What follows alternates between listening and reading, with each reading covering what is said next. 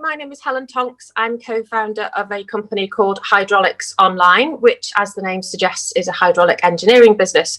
We are based in South Cheshire, a micro SME, a team just 7 strong, but we've been exporting since the business was founded in 2004, and exports now account for about 50% of our turnover.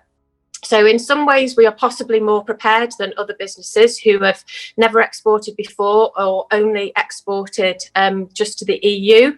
But we are still very much focusing on Brexit. And even though there is lots of uncertainty out there as to what it actually means, we are doing all that we possibly can to be prepared because things are going to change. So my first tip is to get yourselves and your team informed.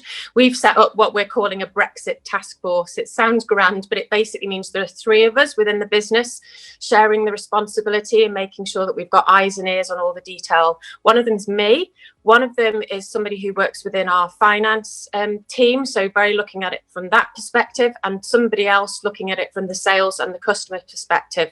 And then we have signed up for absolutely every information source possible: webinars, checklists, email alerts. There's so much information out there from gov.uk, growth hubs, the Department for International Trade, local chambers of commerce, your bank.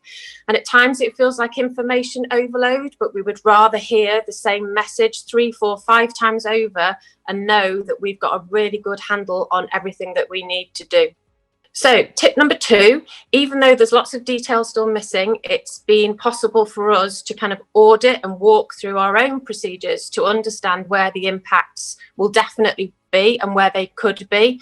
We have signed up for an economic operators registration and identification number, something that we will need to trade going forward.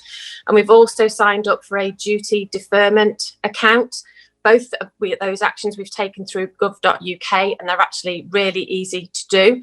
And the latter one, the duty deferment account, means that we'll be able to pay duties on a monthly basis via direct debit rather than having to pay them every time a new consignment comes into the country.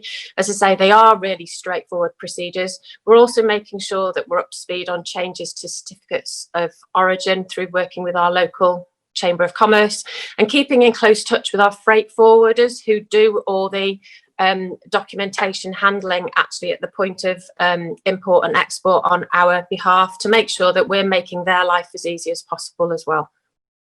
And my third tip is to really be clear on understanding what other impacts there may be to your business in terms of cash flow and working capital. Don't leave it too late to talk to your bank manager if you realise that you might have a hiccup. Really do some scenario planning. What would it actually matter? What would actually happen if goods were delayed by 24 hours, 40 hours, a week, or even more through no fault of your own? So be prepared for that. And the other aspect is stay close to tariffs as well, and obviously your commodity codes. Be really clear about whether or not there are likely to be any changes to your landed costs if you're importing goods, so that you really understand what your pricing needs to be and how competitive you are moving forward.